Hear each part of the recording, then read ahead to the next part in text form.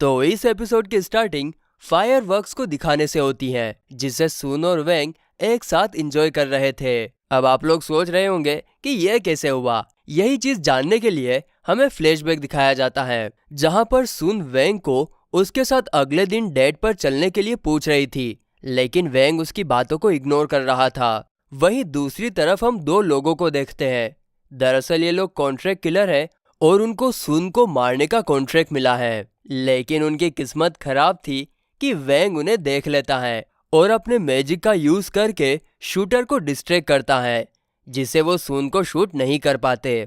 इस तरफ सुन फ्रस्ट्रेट होकर जोर से वेंग को उसके साथ डेट पर चलने के लिए पूछती है, जिसे सुनकर आसपास के सभी स्टूडेंट्स हैरान रह जाते हैं और बेचारा चेन तो रोने ही लगता है। ठीक उसी वक्त टीचर वेंग को आवाज लगाते हैं और अपना नाम सुनकर वेंग हाँ में जवाब देता है। यह सुनकर सुन को ऐसा लगता है कि वेंग ने उसके साथ डेट पर चलने के लिए हाँ बोला है। दूसरी तरफ शूटर्स अपनी बॉस को इन्फॉर्म करते हैं कि आज वे लोग सुन को शूट नहीं कर पाए, जिसके जवाब में बॉस अगली बार ट्राई करने का कहती है। इधर वेंग टीचर के साथ उनके पीछे जाने लगता है, तो सुन भी उसका पीछा करती है, क्योंकि उसे लग रहा था कि वेंग भी उसे पसंद करता है और इसीलिए उसने डेट पर चलने के लिए हाँ बोला था। अब क्योंकि सुन स्कूल की सबसे पॉपुलर लड़की थी, इसीलिए स्टूडेंट्स उसकी फोटो खींचने लगते हैं और सोशल मीडिया पर वेंग और उसके रिलेशन के बारे में पोस्ट करते हैं, जो देखते ही देखते वायरल हो जाती है और कॉन्ट्रैक्ट किलर के बॉस भी उसे देख लेते हैं। अगले सीन में हम वेंग को स्कूल के हेडमास्टर जू के सामने देखते हैं, जिसे हमने एपिसोड 1 में देखा था। आगे जू वेंग को पूछता है कि तुम वही 6 साल के बच्चे हो ना, जिसने सालों पहले सिर्फ एक किक से जाइंट फ्रॉग को मार गिराया था। जू की बात सुनकर वेंग हैरान हो जाता है कि जू को कैसे पता कि मैं वही बच्चा हूँ, लेकिन इससे पहले वो कुछ बोल पाता, जू अपने घुटनों के बल बैठकर वेंग को मास्टर कहकर पुकारता है। दरअसल वो वेंग की पावर्स देखकर उसका फैन हो गया था, मगर वेंग ऐसा नहीं चाहता था, इसीलिए वो याददाश्त भुलाने का मैजिक यूज करता है, लेकिन वो उसकी पावर सिर्फ 50% ही रखता है, क्योंकि अगर उसने 100% पावर जू पर यूज की तो उसका मेमोरी लॉस भी हो सकता है, इसीलिए वो सिर्फ 50% ही यूज करता है। इसके बाद जब वेंग शांति से नूडल्स खा रहा था, तभी डॉग वहां आकर उसे शूटर्स के बारे में इन्फॉर्म करता है, क्योंकि उसने शूटर्स को सुन को टारगेट करते हुए देख लिया था। अब अगली मॉर्निंग जब वेंग अपने घर पर था, तभी सुन वहां आकर उसे डेट पर चलने के लिए कहती है, वो भी डरावने अंदाज में।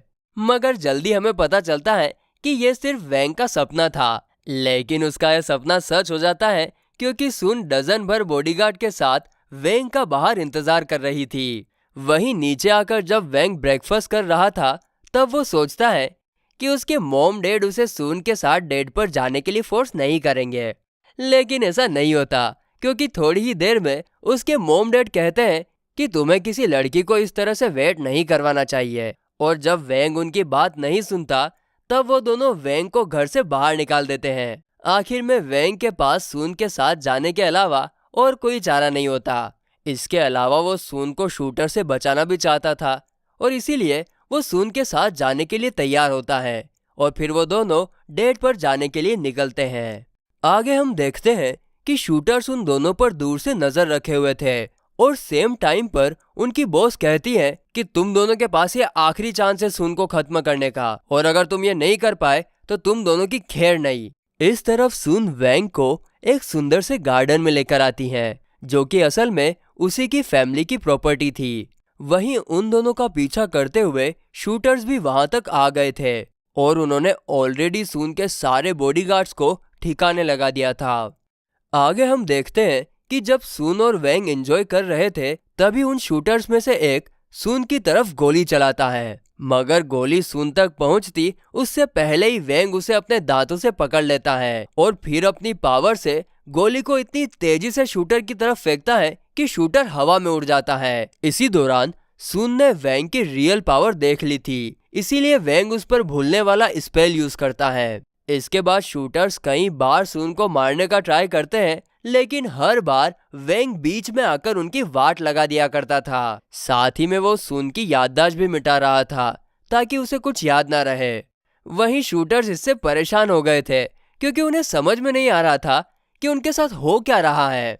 इसके बाद अगले सीन में सुन वेंग को फेरी व्हील में चलने के लिए कहती है, जिस पर वेंग मान जाता है, ये सोचकर कि उन्हें शूटर से छुटकारा मिल जाएगा। लेकिन उनके जाते ही शूटर्स भी उनके पीछे व्हील पर चढ़ जाते हैं। ये सब जू ने देख लिया था और वेंग यानी कि अपने मास्टर को खतरे में देखकर वो तुरंत इमोर्टल हीरोज को कॉल करके बुलाते हैं।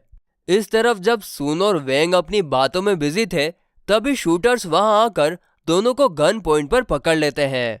ये सब देखकर सुन काफी घबरा जाती है, लेकिन वेंग शांति से बैठा हुआ था। दरअसल वो ये सोच रहा था कि शूटर्स के आने से उसे सुन की बकबक नहीं सुननी पड़ेगी।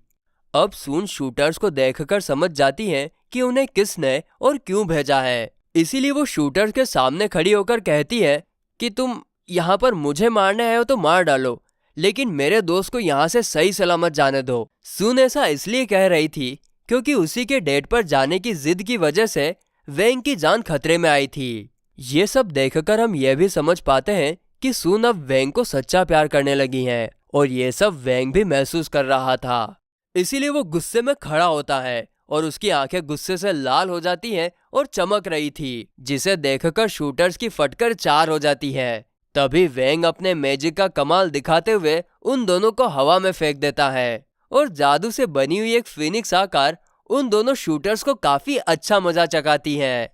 हम देखते हैं कि ये सब नीचे से जू देख रहे थे। वो वेंग की बढ़ती हुई खतरनाक पावर को देखकर समझ जाते हैं कि वो कोई मामूली इंसान नहीं है और उसके पास असीम शक्तियां हैं, जिसके बारे में उसने कभी सपने में भी नहीं सोचा था।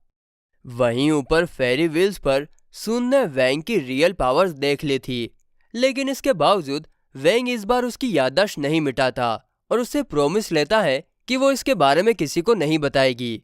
ये सीक्रेट उन दोनों के बीच में ही रहेगा, जिस पर सुन मान जाती हैं और फिर वो दोनों फायरवर्क्स एंजॉय करते हैं। और गाइस, ये वही सीन होता है जिसे हमने एपिसोड के स्टार्टिंग में देखा था। वेंग फायरवर्क्स देखने में बिजी था तो सुन उसके मुस्कुराते हुए चेहरे को देखने में।